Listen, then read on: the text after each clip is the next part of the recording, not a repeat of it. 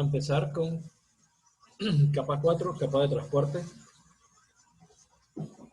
Recuerden que en el modelo OSI es distinto del modelo TCP. En el modelo TCP incluimos aquí el resto de las capas superiores, incluso algunos pedazos de la capa de aplicación. Esta capa es la que nosotros generalmente en las redes más vamos a utilizar. Sobre esta capa se montan el resto de los servicios que nosotros utilizamos en la transmisión de información. Se montan las aplicaciones. En la actualidad, pues todas estas aplicaciones tan comunes como lo es los servicios web, aplicaciones de cualquier tipo, WhatsApp, etcétera. Entonces vamos a ponerle especial cuidado a esta capa.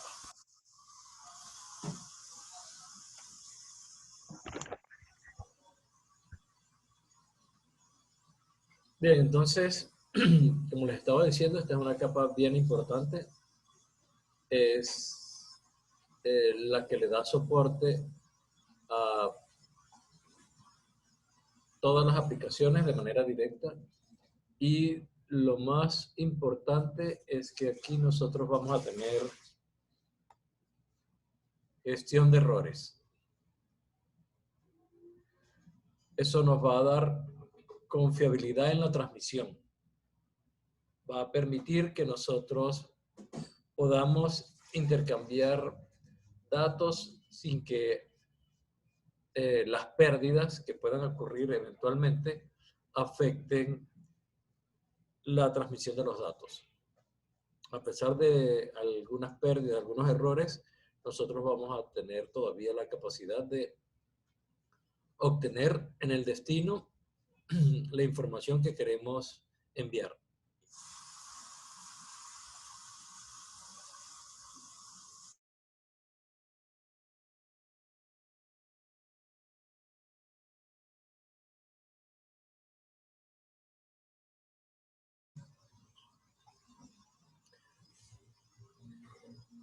Bien, esta capa de transporte se implementa en el corazón del sistema operativo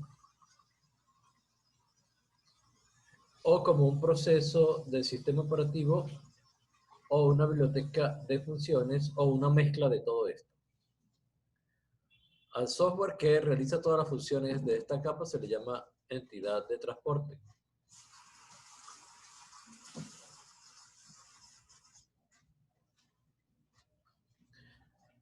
Esta capa, además de tener una transmisión confiable, como ya les he dicho, va a permitir que los desarrolladores escriban aplicaciones sin tener que estar teniendo en cuenta todos los detalles que nosotros hemos estudiado hasta ahora. Y que funcionen sin importar cuál es la tecnología que nosotros estemos utilizando, cuáles son los medios de transmisión, cuáles son los protocolos que están por debajo. Es una capa bastante versátil porque desagrega todo ese conocimiento que nosotros hemos estudiado hasta ahora. Podemos tener dos tipos de servicio de red en esta capa. ¿Sí? Uno orientado a conexión y otro no orientado a conexión. En el orientado a conexión nosotros vamos a tener un protocolo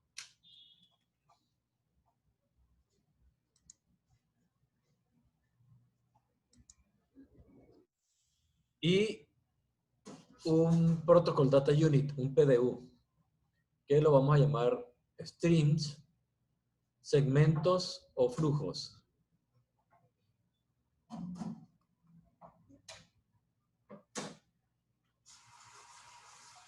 Y en el nodo orientado a conexión, el PDU lo vamos a llamar datagrama.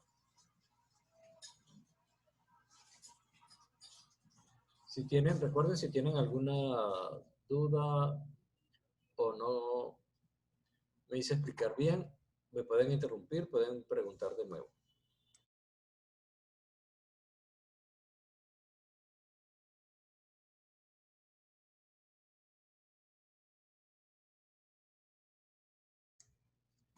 Bien. La capa de transporte tiene como dirección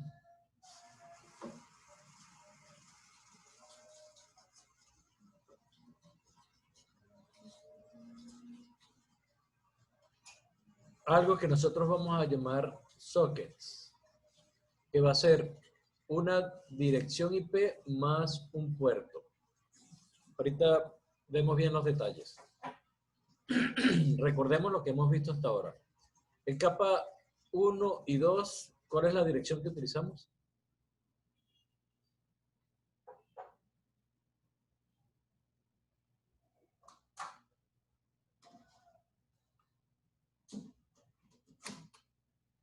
¿No recuerdan?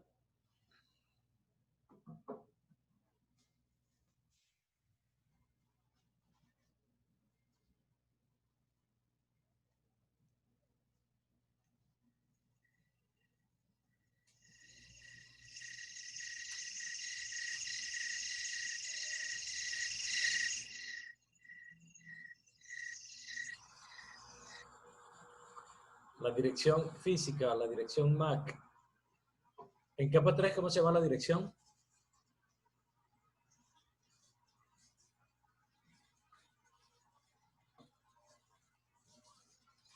El examen fue ayer.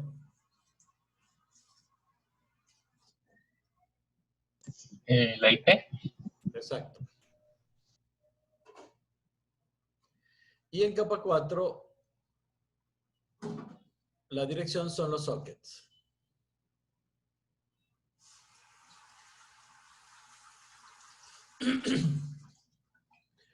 Entonces, un socket es una IP más un puerto.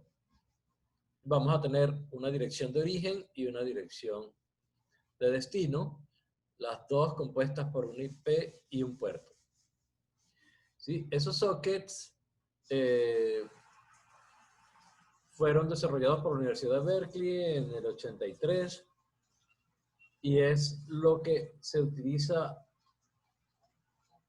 hasta la actualidad para poder establecer conexiones en este nivel, en esta capa. Hay una biblioteca para trabajar con sockets. ¿Sí? Nosotros podemos crear un socket, conectarse a un socket que ha creado, poner a escuchar a través de un socket, aceptar una conexión por ese socket, conectarse a un socket remoto, enviar, recibir información y cerrar la conexión.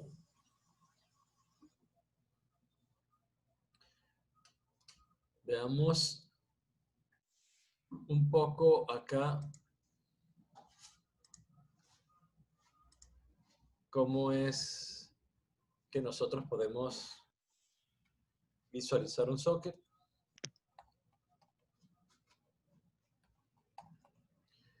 Con un comando netstat-plant en Linux, nosotros podemos ver alguna información. Ahorita más tarde la explicamos en detalle, pero vamos a observar cómo una IP más un puerto es simplemente un número entero del 0 al 65.535, donde vamos a tener, por ejemplo, un origen y un destino, y allí vemos, por ejemplo, cómo este socket está conectado, con este otro socket que está en algún sitio remoto. ¿Sí? Una dirección IP origen con un puerto origen y una dirección IP destino con un puerto destino.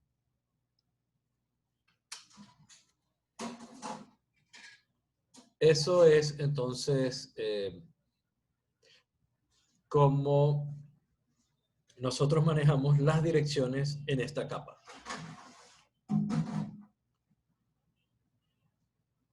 Hay varios elementos que están involucrados en la capa de transporte. Tenemos el direccionamiento, que ya hemos dicho que se hace con sockets. Tenemos que establecer una conexión entre un par de sockets o un par de hosts, un origen y un destino, un sitio local y un sitio remoto. Tenemos que cerrar la conexión. Tenemos que lidiar con el control de flujo y los buffers donde se almacenan los datos antes de ser transmitidos o donde se reciben o donde llegan, se almacenan antes de recibirlos por la aplicación.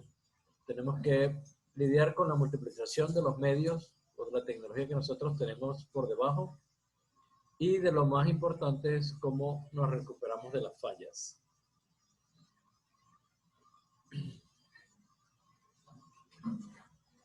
Esos son los aspectos que nosotros tenemos que considerar, ¿sí? O las actividades, las acciones que nosotros tenemos que considerar para esta capa de transporte.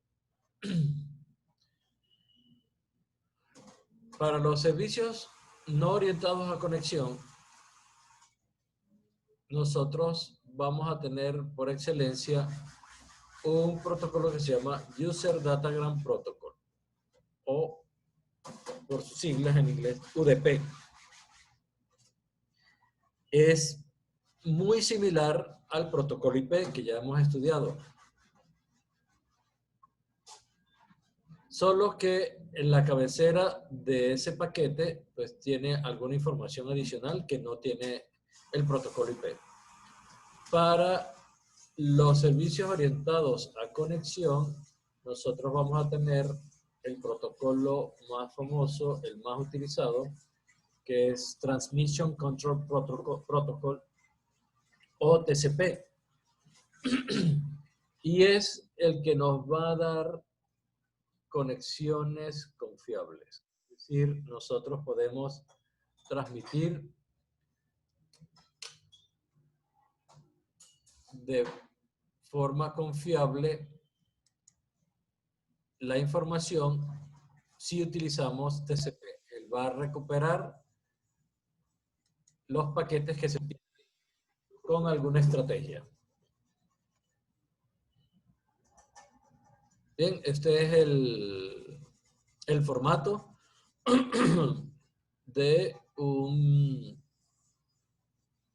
paquete UDP. No hay que establecer conexión.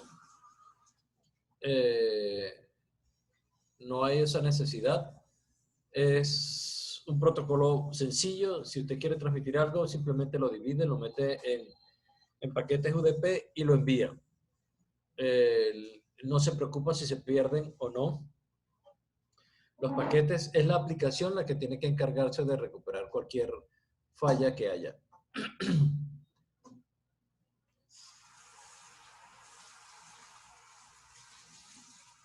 En la parte de payload es donde nosotros vamos a meter la información que vamos a transmitir.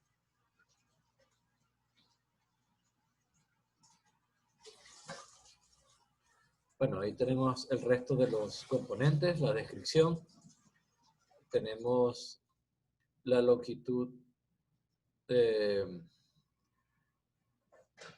todo el paquete, cuánto mide. Eso es para ser utilizado para ver si un paquete se recibió bien. ¿Recuerdan checksum? Checksum es el mecanismo para verificar si ha habido errores en la transmisión. UDP no realiza control de flujo, no hace control de errores y no hace retransmisión de paquetes que han llegado defectuosos. Él no se preocupa por nada de eso.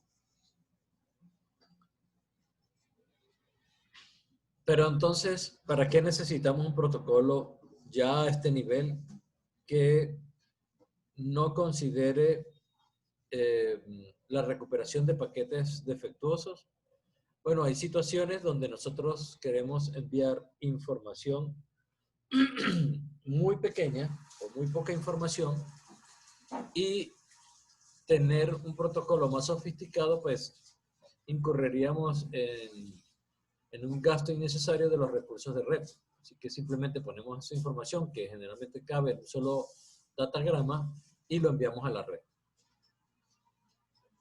Vamos a utilizar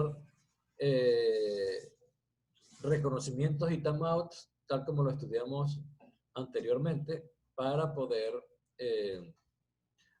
que a nivel de aplicación pueda haber alguna gestión de paquetes defectuosos.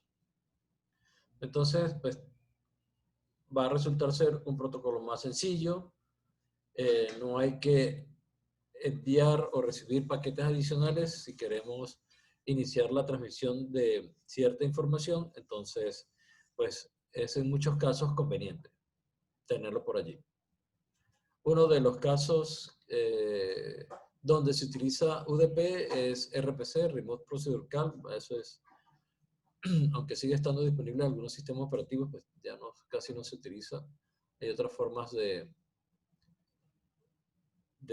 hacerlo. Pero donde sí es muy utilizado es en uno de los principales servicios de Internet. Y es Domain Name System, que es un servicio que nos permite a nosotros escribir acá nombres.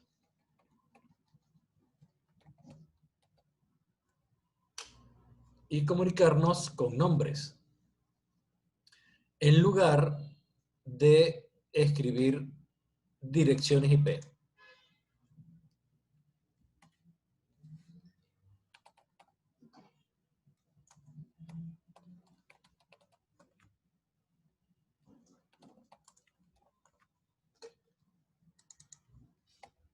¿Sí? Nosotros podemos tener aquí una dirección IP y llegar al sitio que pertenece a esa dirección IP.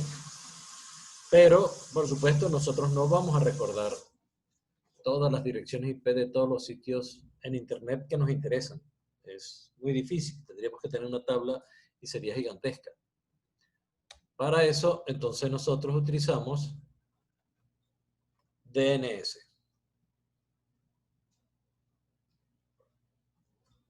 Cuando ARPANET empezó a crecer, ¿sí?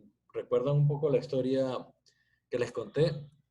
Entonces, ya se tornó imperioso que hubiese un sistema para alcanzar máquinas en la red sin tener que recordar sus direcciones IP. Entonces, por eso sale allí DNS, que fue desarrollado por Sun Microsystems en el 84, si mal no recuerdo. Por ejemplo, si nosotros hacemos referencia a un nombre, pues nosotros lo que vamos a obtener es la dirección IP. Y de eso se trata ese servicio. Hallar la dirección IP correspondiente a un nombre.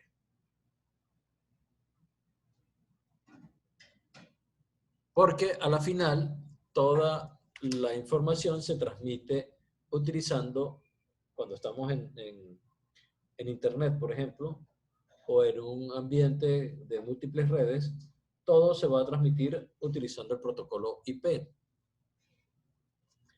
Pero para que esto sea usable por nosotros, utilizamos entonces nombres.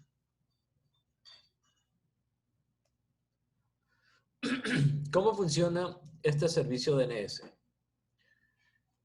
Es una base de datos jerárquica distribuida. ¿Qué significa eso? Que todos los datos que impliquen nombre y la IP correspondiente, todo ese listado de Internet va a estar dividido en porciones y cada porción va a ser guardada en servidores distintos. ¿Cómo lo hacemos? Supónganse que nosotros vamos a estar en un dominio cualquiera. Vamos a cambiar aquí el ejemplo. Estamos, por ejemplo, en WizEduCO.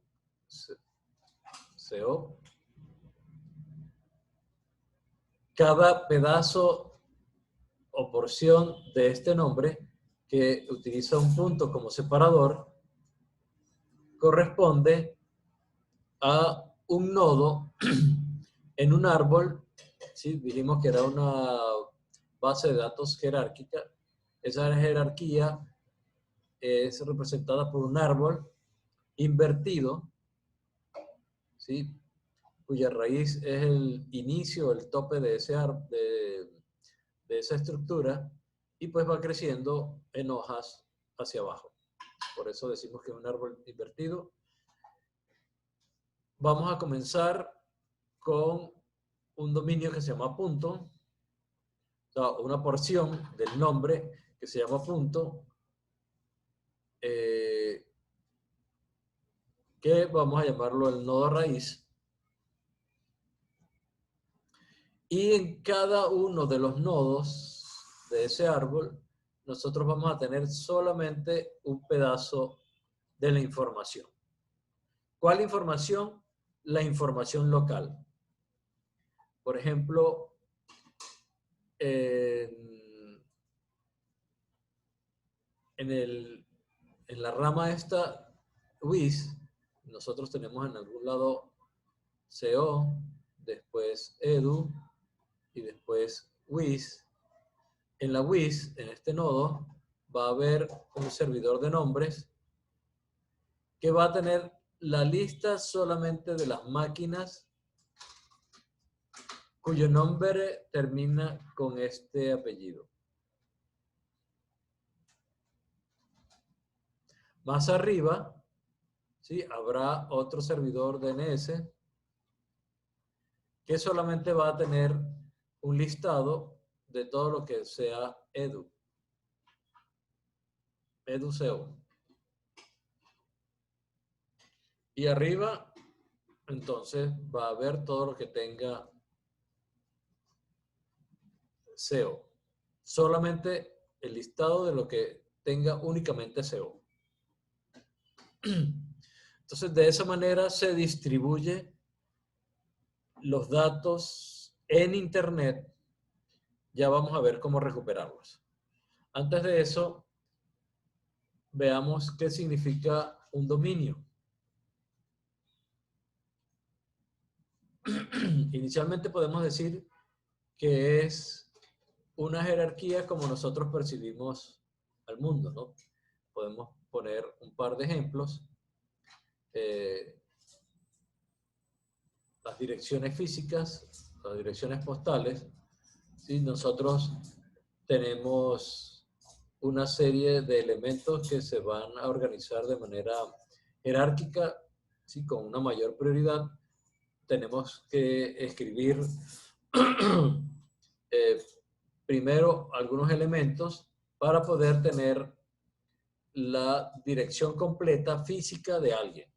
¿Sí? Empezamos por un país, un de estado, departamento, ciudades, pueblos o caseríos, calles, avenidas, barrios, edificios, casas y ya el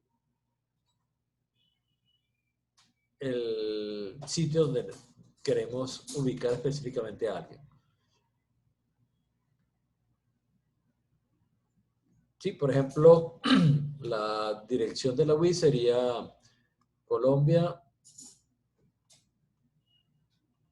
Bucaramanga, barrio Universidad, carrera 27 con calle Novena.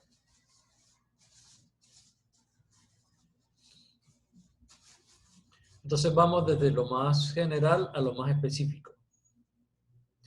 Otro ejemplo es, por ejemplo, la telefonía fija,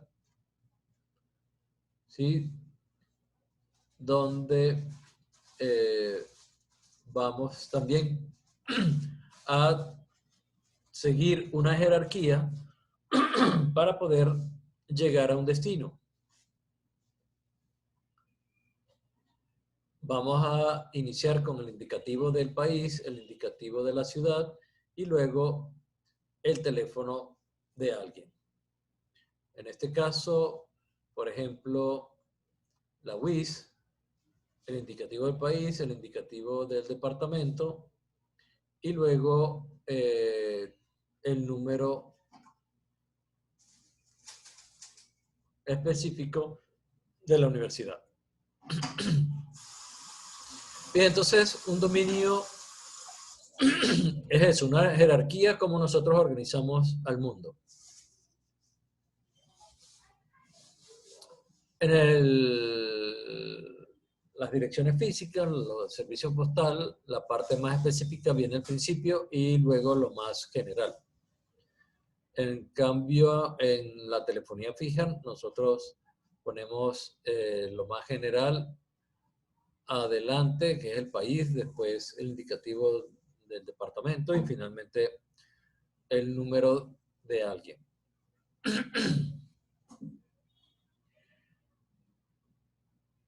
Bien, esto no es más que un poco de historia. ¿Sí? Las direcciones antes eran la dirección IP de una máquina, admiración, el usuario, cuando uno quería dirigirse a alguien, por ejemplo, utilizando correo electrónico. Luego evolucionó usuario @ máquina. Pero cuando ya las máquinas, el número de máquinas conectadas a Internet creció sustancialmente, pues se tuvo que cambiar a algo más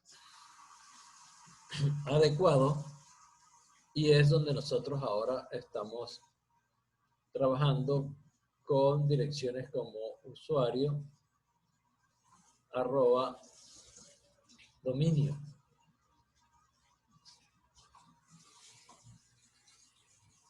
Entonces, desde el punto de vista del DNS, nosotros vamos a decir que un dominio es un subárbol del árbol completo de DNS. Vamos a hacer un ejemplo. Tenemos el dominio raíz, el dominio CO,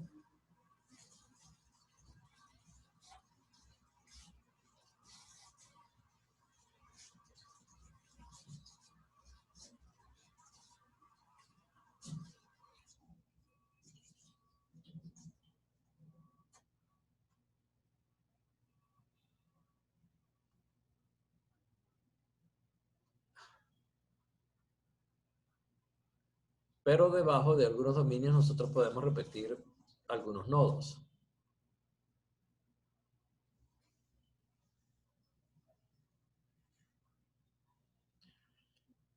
Entonces, una rama o un subárbol de este árbol completo es lo que nosotros vamos a denominar dominio. El dominio de la WIS, entonces sería wis.edu.co.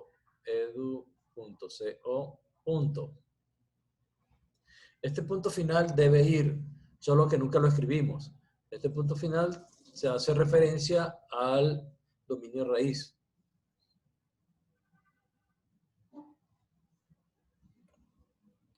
¿Cómo trabaja DNS entonces? Supónganse, ustedes están en su PC, allí, enfrente, y en un navegador cualquiera, meten aquí donde dice URL, que casi nadie lo usa. Ahora lo usan es puro para buscar y evitar irse a Google y buscar allí dentro, sino que aquí ponen las palabras de búsqueda. Ahí no va eso, ahí lo que debe ir es un nombre. Bien, supongamos que vamos a buscar este nombre. Esa pregunta, como nosotros no tenemos aquí almacenado ninguna información que nos devuelva la IP de este nombre, pues entonces tenemos que hacer esa pregunta a alguien más. ¿A quién? Al servidor DNS local.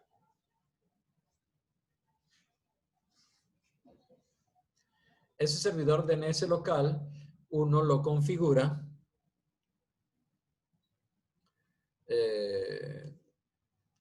cuando está estableciendo los parámetros de red de manera manual, pues uno tiene que escribir su dirección IP y poner, además del default gateway o el enrutador por defecto que nosotros vamos a utilizar, tenemos que también poner la dirección IP del servidor DNS.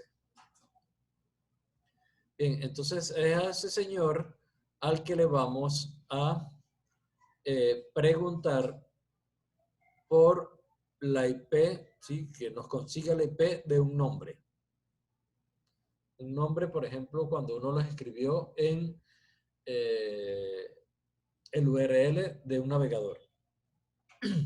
Bien, entonces, este que seguramente nos está dando servicios para un dominio local, él no va a encontrar esa IP aquí porque él no tiene esa información, la tiene alguien más. Entonces lo que hace es dirigir la pregunta al dominio punto. Un servidor de allá le va a responder, no señor, yo no tengo esa información, pregúntele a un servidor del dominio net. Entonces va y le pregunta al servidor DNS de ese dominio net.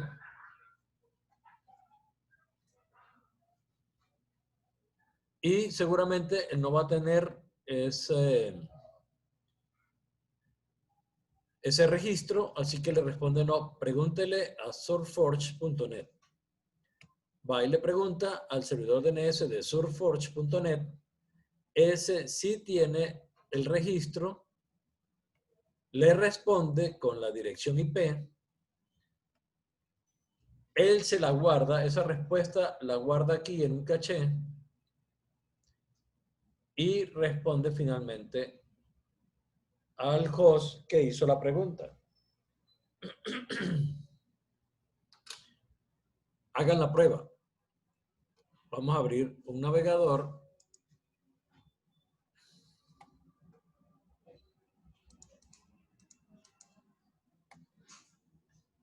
Vamos a abrir una nueva página en el navegador y escriban una dirección, un nombre de una página que seguramente no han visitado. Vamos a observar aquí en esta área, ¿sí?, los anuncios que aparecen y vamos a ver. Seguramente yo no visito una página que ustedes sí.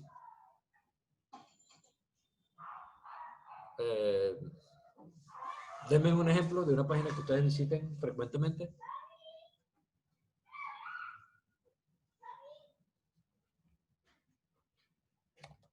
Creo que es tiktok.com.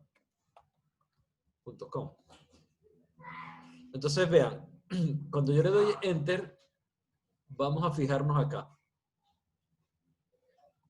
Acá va a decir algo como que buscando el nombre TikTok, pero eso lo hace muy rápido.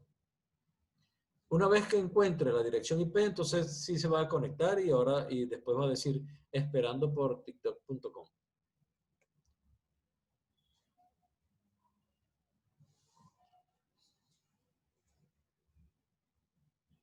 Bueno, eso no existe, no se llama así. Es TikTok con K. La última C es una K. Con K. Sí, eso. Ok, vamos a ver, observen abajo. No está saliendo. Fue muy rápido. Fue muy rápido. Pero aquí cuando él dice que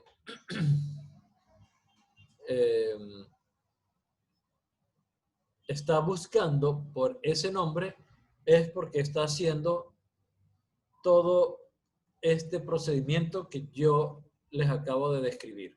Él empieza desde el dominio raíz, el dominio de la raíz le responde, dice, no, no soy yo, pregúntale a otro, ese otro le dice, no soy yo, pregúntale al que sí es, y ese finalmente da la respuesta. Luego de que eso sucede, entonces es que empieza a decir, esperando por el servidor fulano. A este proceso se le conoce como recursión.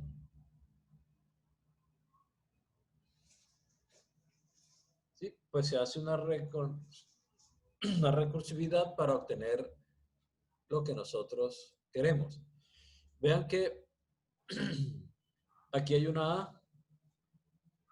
Eso significa que la pregunta se está haciendo por un registro tipo A.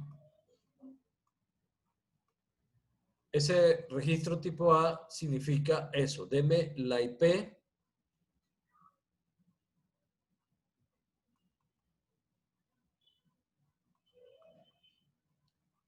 de un nombre. A viene un poco de la historia del servicio, significa ARPANET. Todo esto es mayúscula.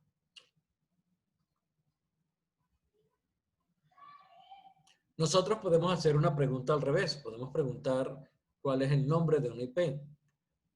En ese caso, entonces, nosotros estaríamos preguntando por un registro tipo reverso.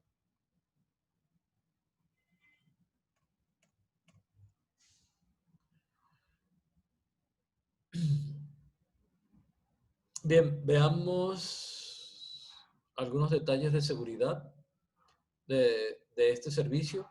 Pues para este año, pues todavía no se consideraba en serio la seguridad de las redes, al menos en el mundo fuera de los militares.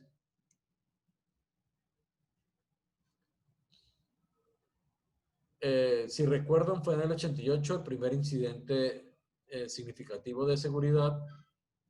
Y bueno, esto no se diseñó con algunos elementos de seguridad, sobre todo porque UDP no tiene tampoco elementos de seguridad.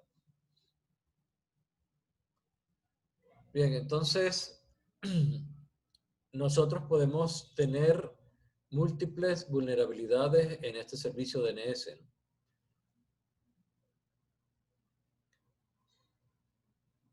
Vamos a ver un par de esas vulnerabilidades y los problemas que podemos tener. Muchas de ellas son producto de que se utiliza UDP. Y esos problemas que nosotros podemos tener es caché spoofing. ¿Recuerdan lo que era el ARP spoofing? ¿Alguien lo recuerda? ¿O lo vimos como envenenamiento?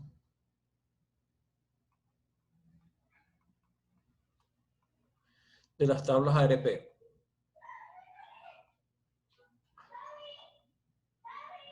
Bueno, algo parecido podemos sufrir nosotros aquí con DNS. el envenenamiento caché. Eso significa que estas respuestas que se guardan temporalmente en un caché pueden ser modificadas, pueden ser alteradas.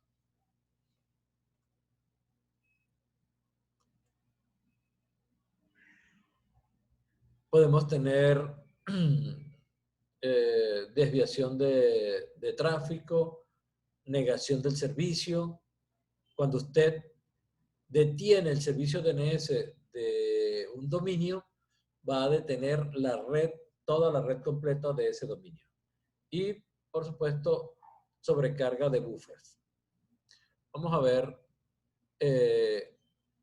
un par de ellos, ¿sí? de los más críticos. Y mencionar algunas de las recomendaciones con las cuales nosotros podemos contribuir a evitar este tipo de ataques. ¿Sí? Cómo nosotros podemos sufrir de un ataque de negación de servicios en DNS. Necesitamos varios elementos, ¿sí? Un atacante, generalmente un ocioso, ¿sí? No hace nada con mucho tiempo para fastidiar a la gente. La víctima,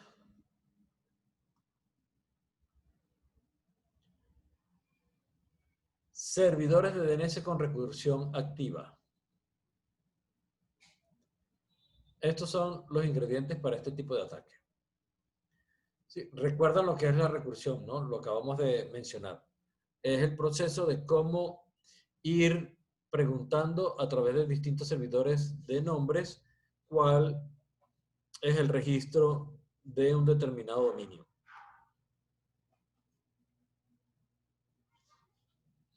Se supone, sí, para ir ya entrando en las recomendaciones, este es el servidor de nombres. Él tiene una red y aquí sus clientes, que son los hosts que están dentro de esa red, él debería tener activo solamente la recursión hacia adentro. Pero mucha gente no sabe nada respecto a estos temas de seguridad y entonces dejan la configuración por omisión y este señor también responde de manera recursiva a cualquiera que le pregunte desde fuera. Entonces supongamos que este señor va y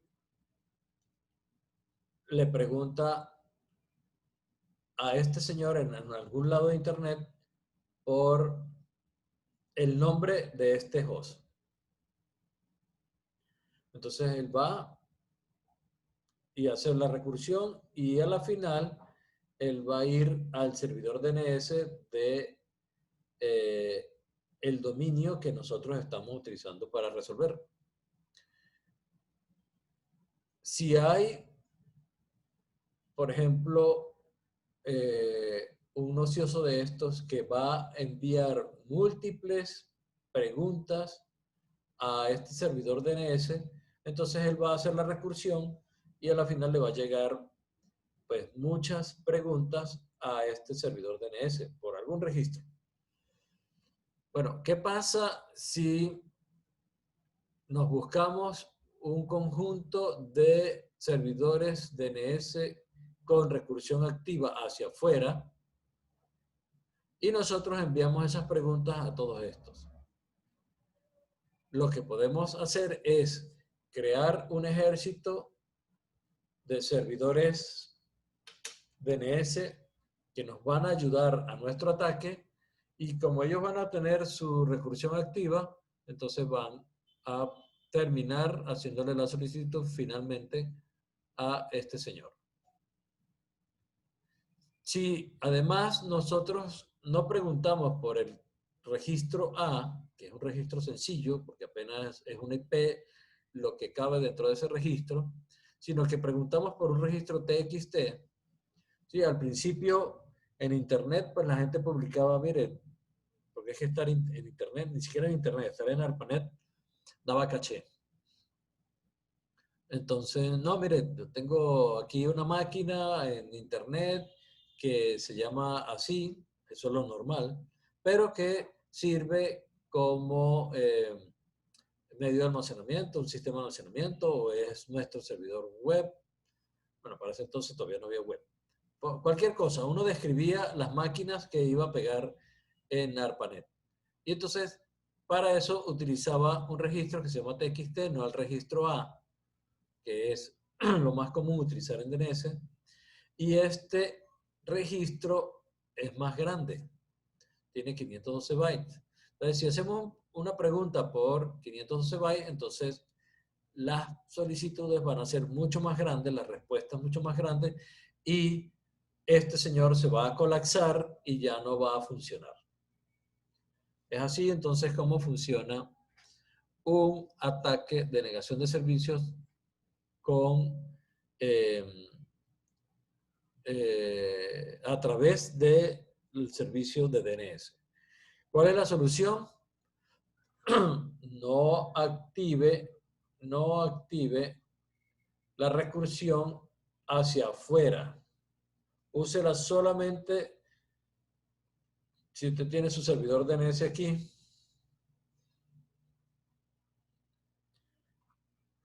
Esto es internet. Esto es su red, la red local.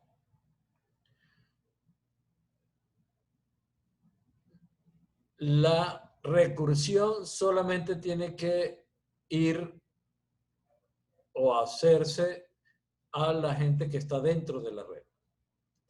Pero si usted permite que cualquiera en internet haga recursión, entonces es donde nos podemos prestar a fungir como uno de estos servidores, parte de ese ejército que va a atacar. Y otra de las cosas es validar el origen de las preguntas, de las solicitudes en los enrutadores. Sí, recuerden, bueno, el DNS no está ahí precisamente, ahí iría un enrutador y el DNS estaría en algún lado internamente en nuestra red. Ellos le preguntan. Entonces, hay routers que usted puede configurar para decir, bueno, yo voy a aceptar solamente sockets que vengan de mi red local. Si alguna pregunta viene por un socket que está en una red hacia afuera, entonces él descarta esas solicitudes. Y una también de las formas sencillas de cómo evitar un poco este tipo de ataques. ¿Preguntas hasta ahora?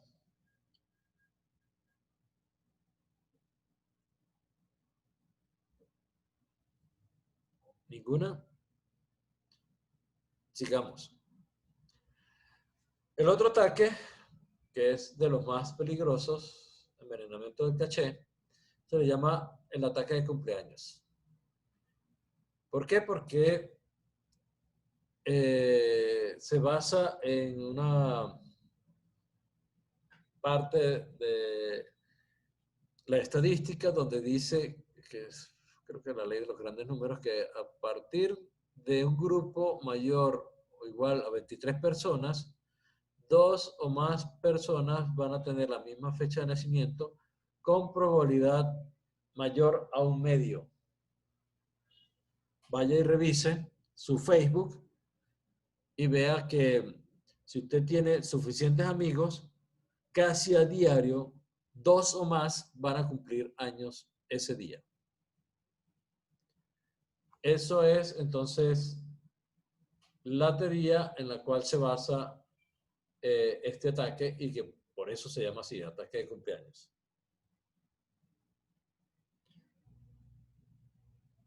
Bien. Entonces,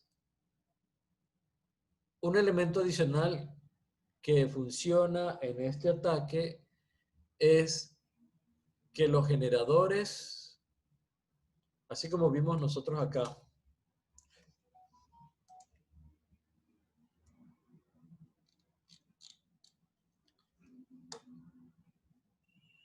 este número, que es el puerto origen, es un puerto que se genera aleatoriamente por el sistema operativo y lo asigna. ¿Sí? Cuando se está creando un socket local, el sistema operativo va y agarra un número entre 1000 y 65.535 que lo va a hacer parte de ese socket. Los sockets remotos generalmente pues tienen la IP y un número bien conocido, por eso se llaman puertos bien conocidos, que van a indicar generalmente cuál es el servicio. En este caso 443 significa HTTP cifrado, HTTPS, HTTP Secure.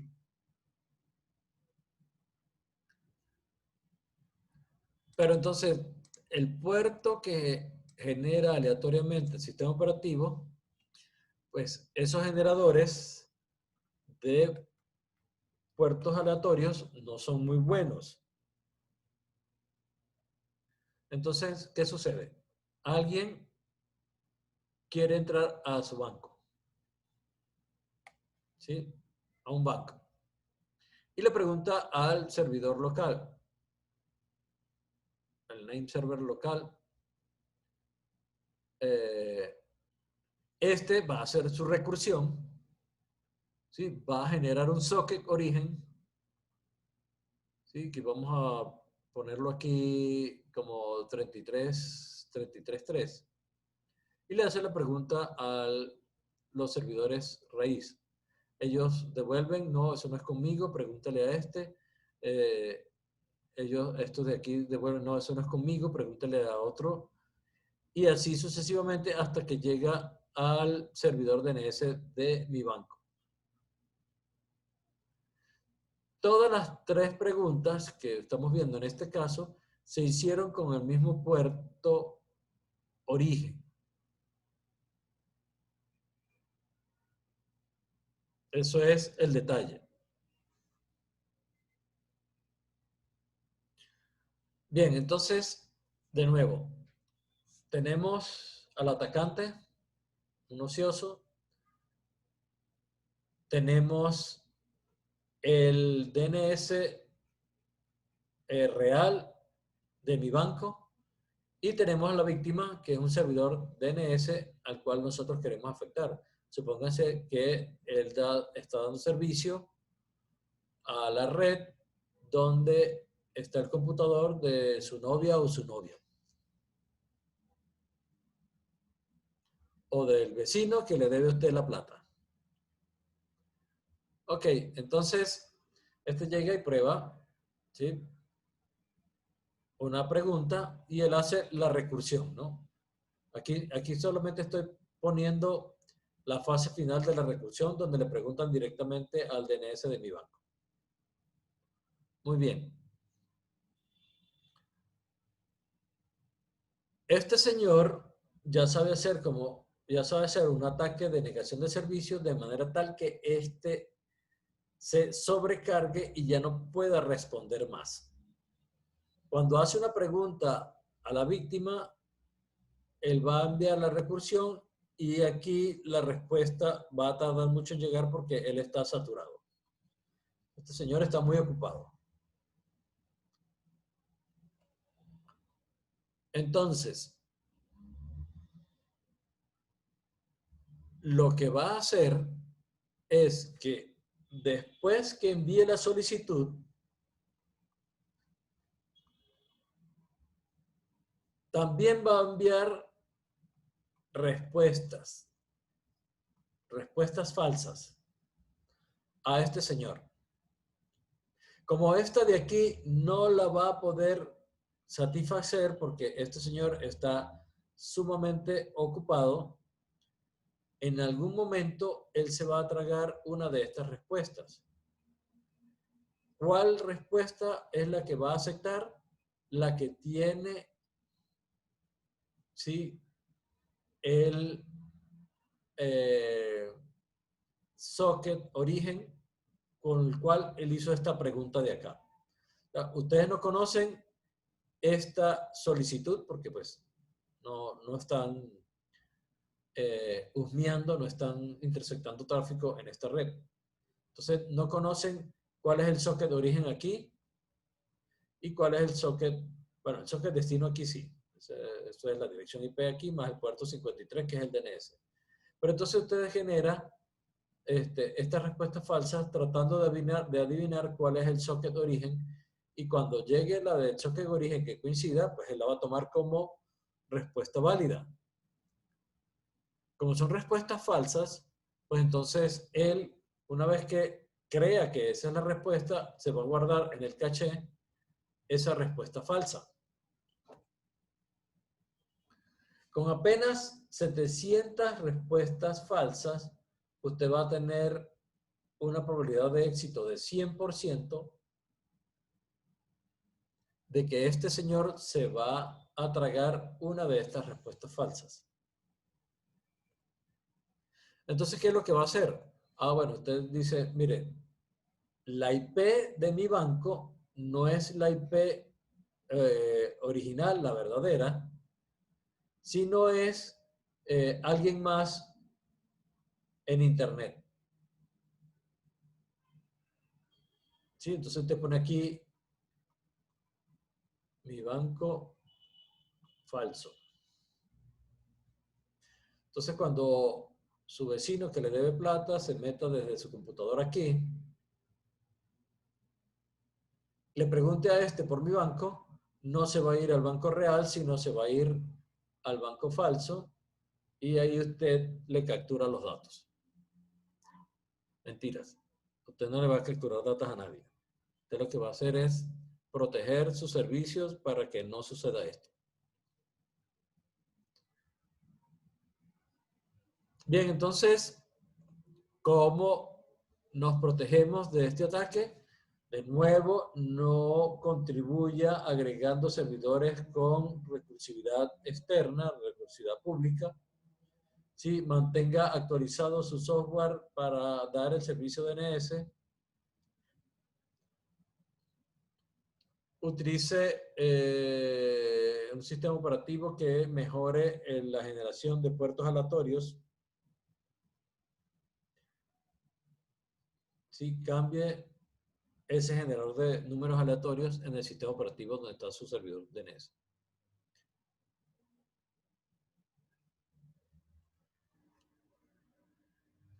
Tenemos una variación de DNS que se llama DNSSEC. Por ejemplo, ustedes están en un árbol de DNS y usted tiene aquí su base de datos. ¿Qué es lo que hay aquí? Solamente los registros que están en esta red, a donde está dando servicio a ese servidor DNS. Ahí no debe haber nada más.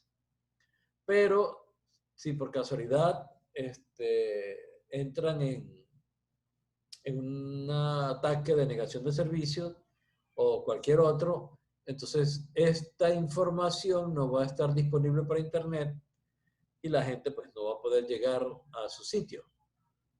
Lo que se hace es que en algún otro dominio usted haga una copia de la base de datos y le dice a Internet, mire, este señor puede también resolver por mí.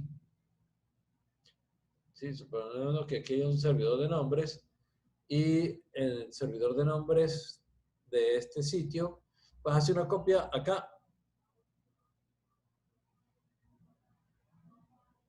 De manera que cuando pregunten y esto no funcione, pues vayan y le pregunten acá y puedan de todas maneras obtener la información.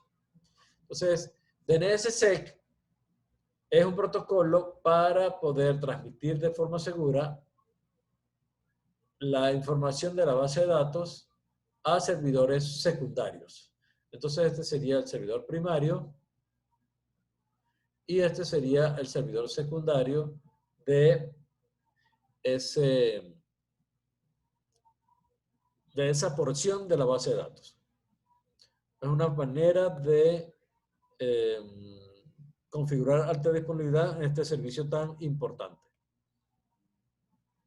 Bueno, eso utiliza PKI, infraestructura de llave pública y privada. Y todo va cifrado, ¿no? Esta información que nosotros vamos a estar actualizando acá en nuestro servidor secundario va a ir de forma segura.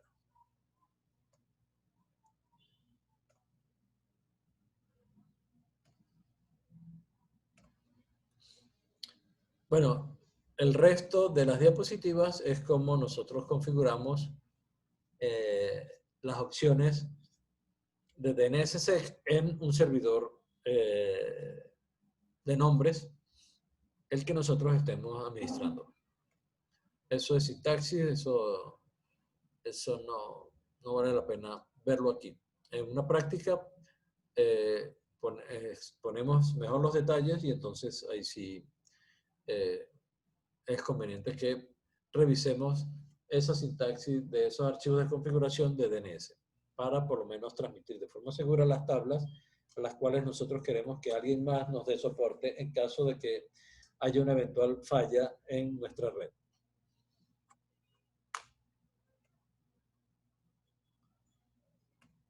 ¿Preguntas?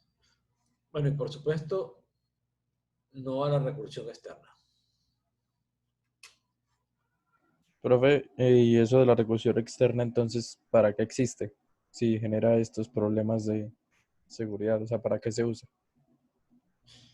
Pues algunas veces es conveniente, ¿no? ¿En qué casos? Supóngase que mi proveedor de servicios, no sé, se le dañó el servidor DNS. ¿Cómo revisamos el servidor DNS? Por ejemplo, en Linux es un archivo texto. Sí, que tiene una sintaxis muy sencilla. Simplemente se pone name server y la dirección IP del servidor. ¿Y esto por qué está así? Esta no debería estar así.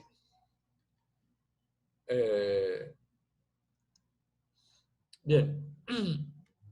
Esto que está aquí es el servidor de nombre o la dirección IP privada del servidor de nombres de la WIS. Bueno, total, este archivo contiene la IP del servidor de nombres que nosotros vamos a utilizar para resolver, para hacer todo esto que acabamos de explicar. Usted puede tener más de uno, ¿no? Supóngase que su servidor falló por alguna razón. Entonces, usted puede irse a ese archivo. En Windows se hace de manera distinta. Allí donde usted configura la red, puede decir manualmente y entonces ingresa la dirección IP del servidor que usted quiere utilizar.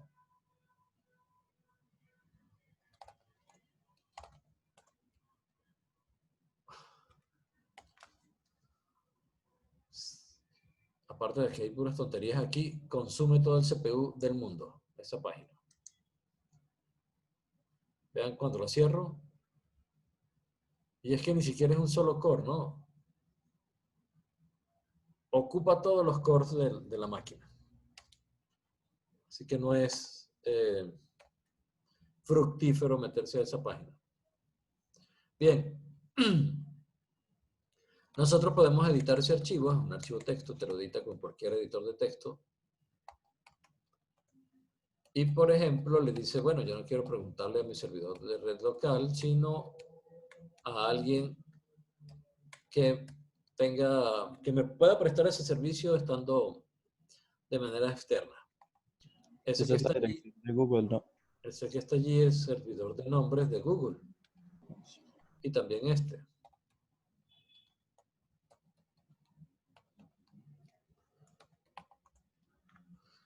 ¿Cómo vemos todo esto? Bueno, primero preguntemos por alguien. El comando dict o host nos permite pues, hacer una pregunta.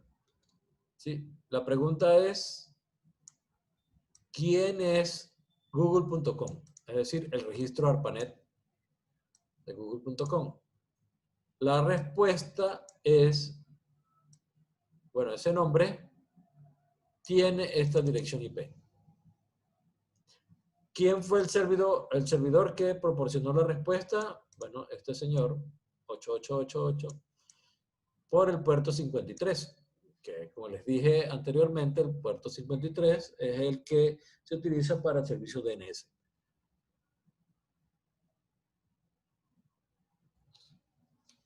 Nosotros le podemos preguntar a alguien, bueno, vamos a preguntar quién es el servidor de nombres, name server, de WizEduCeo. Pregunta el registro name server de WizEduCeo. La respuesta es, bueno, hay alguien que se llama Fragata WizEduCeo, el servidor de nombre, y hay otro que se llama Tirano WizEduCeo,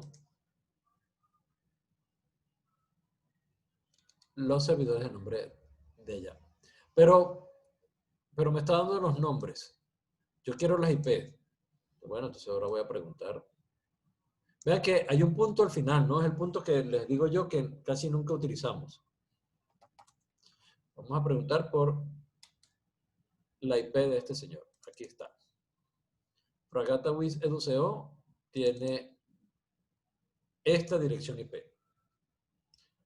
Entonces, bueno, yo le voy a preguntar a este señor, a esta dirección IP, le voy a preguntar por google.com.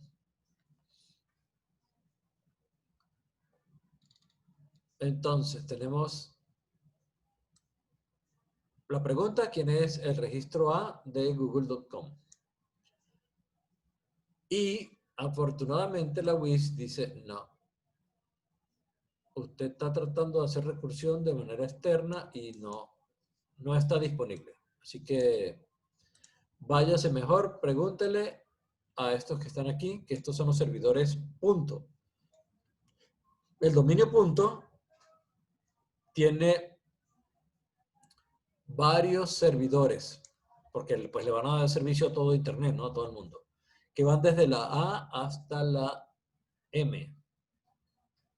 Se llaman A rootserver.net, B rootserver.net, etc. Esos son los nombres de los servidores DNS del dominio punto. Entonces, pues, bien por la WIS, ¿sí? No tiene la recursión activa externa y ya no tenemos inconveniente. Pero por supuesto, como nosotros configuramos nuestro servidor de nombres, Google, pues le preguntamos a Google por él mismo, ¿no? Y ese sí no lo responde. Ahí sí vamos a tener respuesta. Pero incluso, y yo no sé por qué Google lo hace, yo no quiero que ellos sean mis servidores de nombre. Yo puedo preguntar por Google.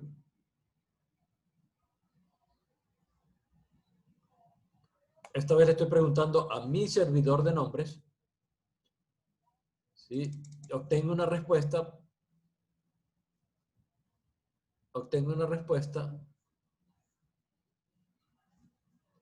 Y todo bien. Pero si, por ejemplo, yo le pregunto a Google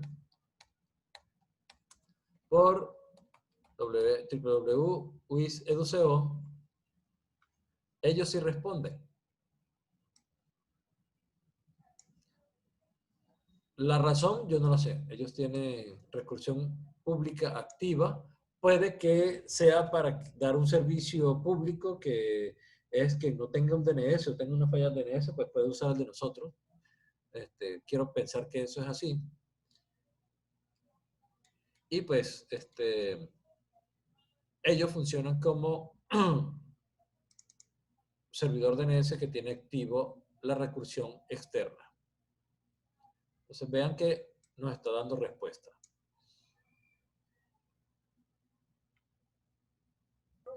Profesor, una pregunta. Sí. Ahorita en la lista de los DNS, en la configuración, en el archivo de configuración, vi que estaba usando una que era 4444. ¿Esa cuál corresponde? Es un servidor de DNS de Google también. Está el 888 y el 444. ¿Y si hacemos una solicitud con esa también responde o...? Sí, claro.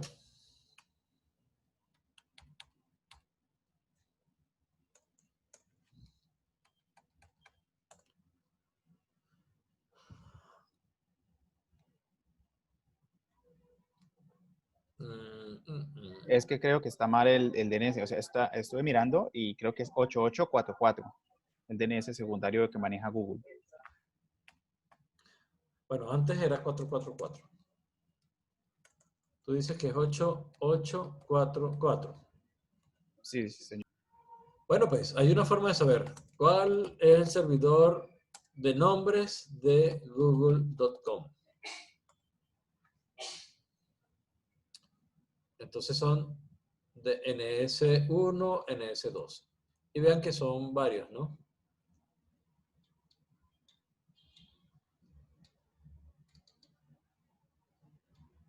Bueno, este es uno.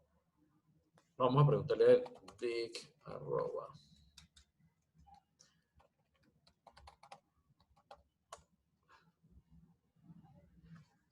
Estos sí no tienen recursión activa. Y aquí nadie me va a responder.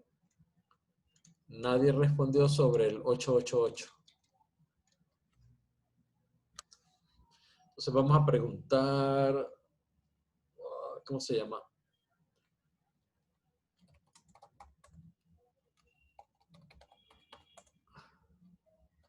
Reverse lookup. Reverse.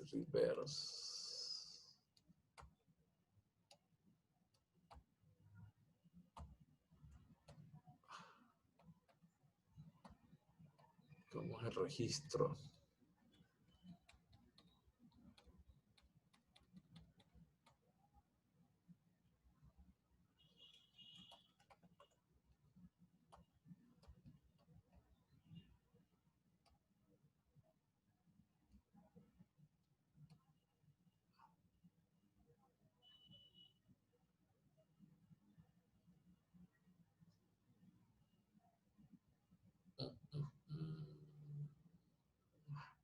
No, vamos a hacer la pregunta al revés. ¿Cuál es el nombre de una IP?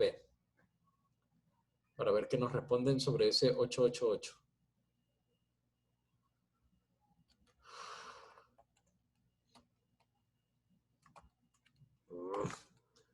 No me parece.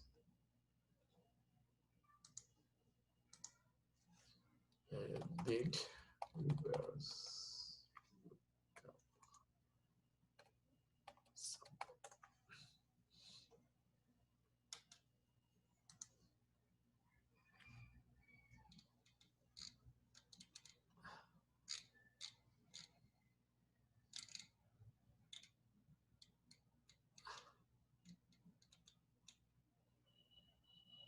Menos X.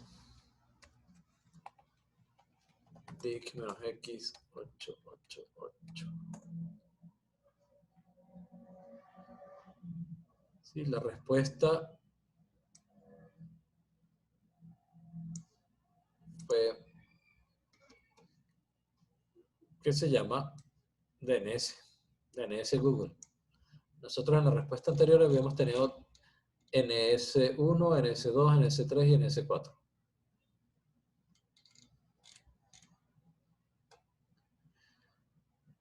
Y vamos a preguntar al derecho.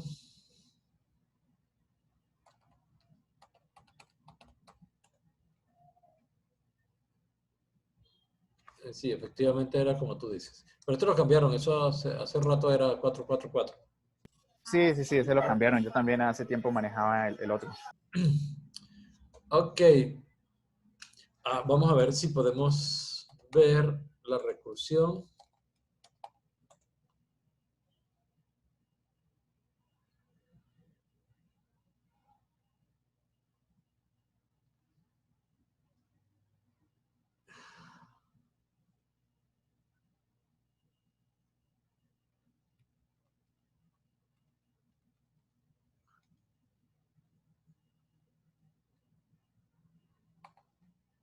Dig arroba 8888 más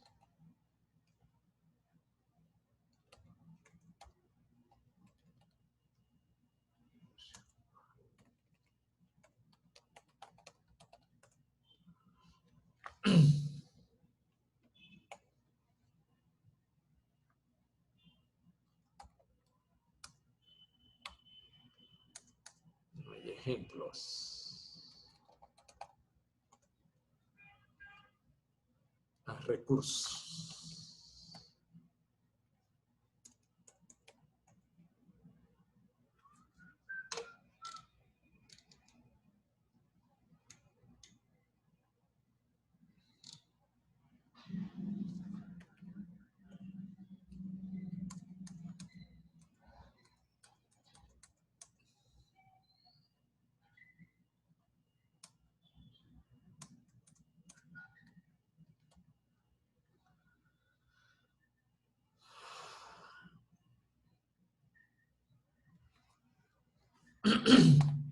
Vamos a cambiarlo por esto.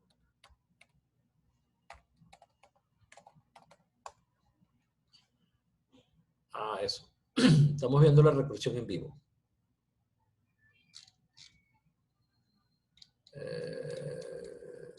Fuimos y le preguntamos a los servidores raíz.